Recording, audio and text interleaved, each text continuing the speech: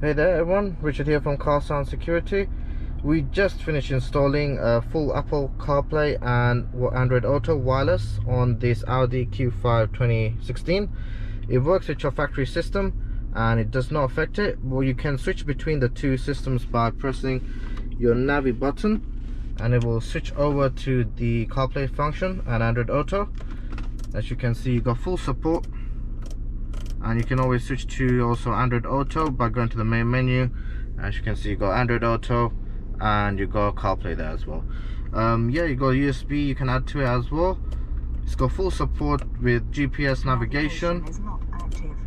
You can use your apps such as Waze, WhatsApp, TuneIn Radio, and all those apps are supported on the CarPlay. And you can always switch back to your factory system as well, so that stays as is. Does not affect any of your factory functions.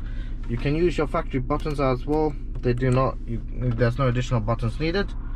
And also we've installed full front and rear thinkware 1080p HD dashcam on this car. As you can see, it's nicely tucked there. And we've also installed the rear camera at the back. So yeah guys, if you need something like this installed on your car, make sure you give us a call on 0208 554 5554, or even email us at info@carsoundsecurity.com. Thank you.